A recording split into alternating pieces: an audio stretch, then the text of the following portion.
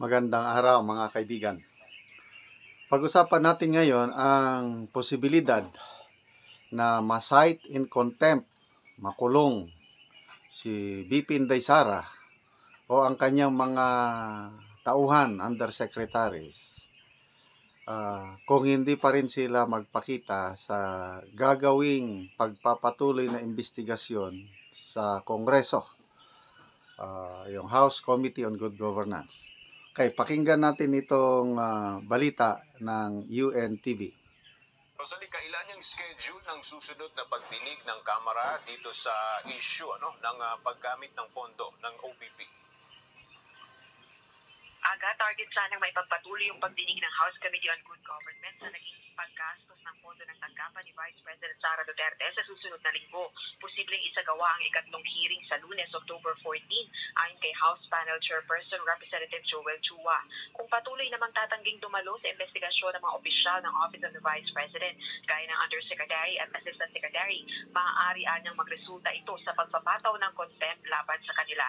Ayon pa kay Congressman Chua, mahalagang makipagtulungan ang mga OVP official upang masagot yung mga tanong sa umani-questionableng paggastos sa pondo ng tanggapan ng Vice Presidente sa mga nakalipas na taon. Kabilang na yung confidential funds noong 2022 at 2023. Dagdag pa ng House Committee Chairperson, parte ng trabaho nilang makipagtulungan sa Kongreso.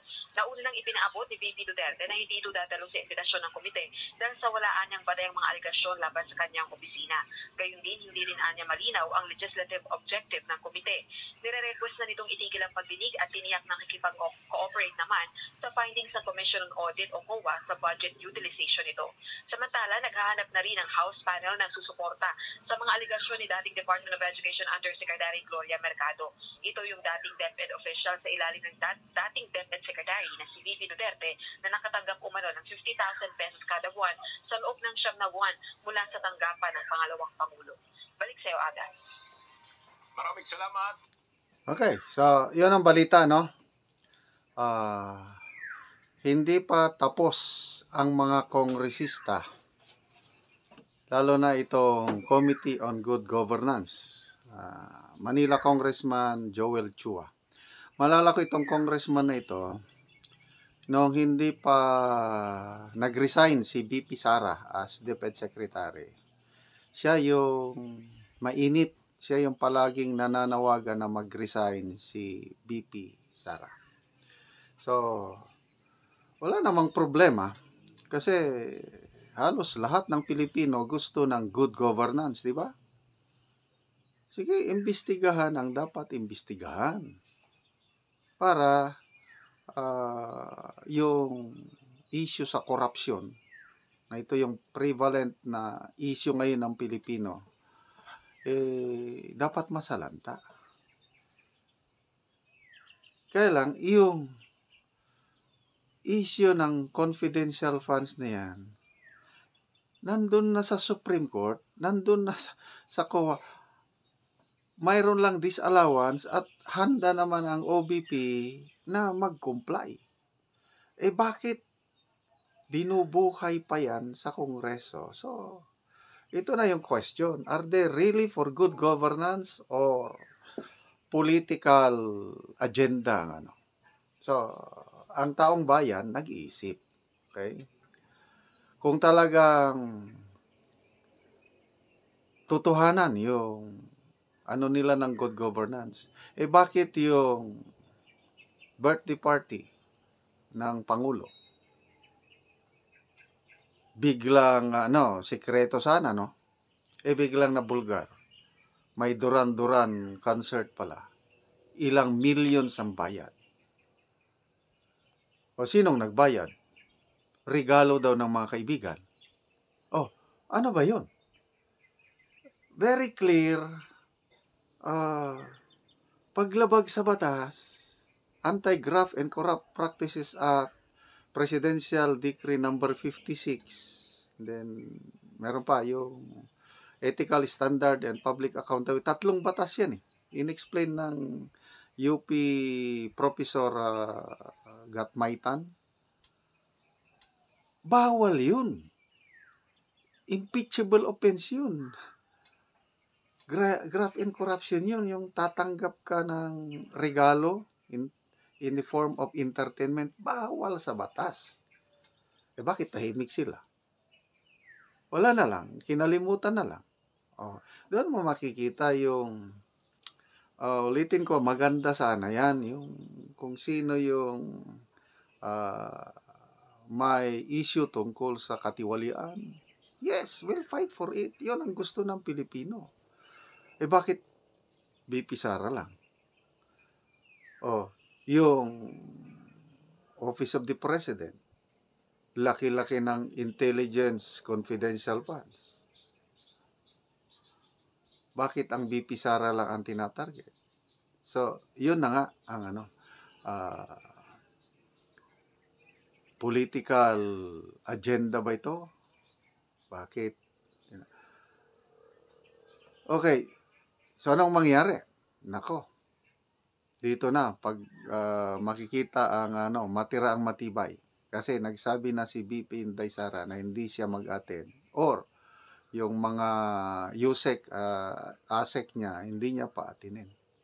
So, it's a battle of yung political will ba ito? So, ano kaya mangyari? Makukulong kaya? Kasi, di ba nung budget presentation, hindi pina-attend ni BP Sara yung kanyang mga USEC, ASEC at siya lang nag-attend, walang kasama. Sabi, nalaman ko, i-contempt ang So ako na lang ang i-contempt ninyo. Hindi yung mga tauhan ko, may mga pamilya yan na nagmamahal. Ako, i-contempt ninyo. So, dito natin makikita, no? Darating kaya ang panahon na first time siguro ito. Vice President, i-contempt ng Kamara at ikukulong. Ano kaya ang magiging very exciting ito na political development? Vice President, ikinulong ng mga kongresista. Dito makita yung fighting spirit ni BP Sara. Okay? So, ano pa? Yung mga ganitong hearing. Nako, nayayamot na ang marami na puros na lang hearing, puros na lang si former COA Commissioner Heidi Mendoza, tahimik na yan retired na yan. Biglang kumandidato.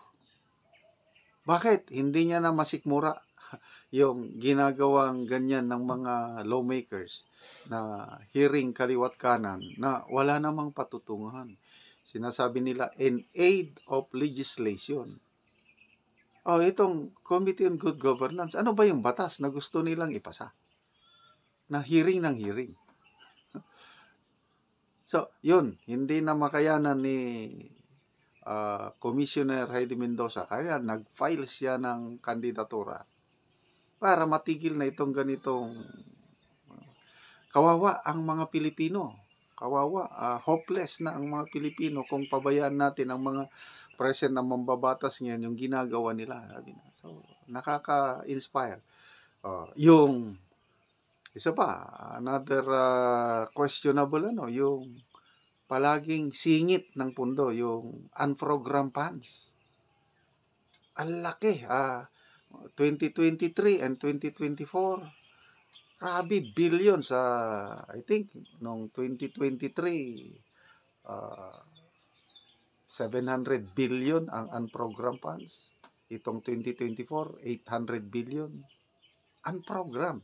Na, ang mga ito, question na sa Supreme Court. So, ito, ginagawa nila. Galing yan sa Kongreso So, are they really for good governance? Yan ang tanong ng taong bayan. So, sige. Ituloy nyo lang ang inyong hearing dahil trabaho naman daw nila yan. Ba't ang taong bayan nagmamasid?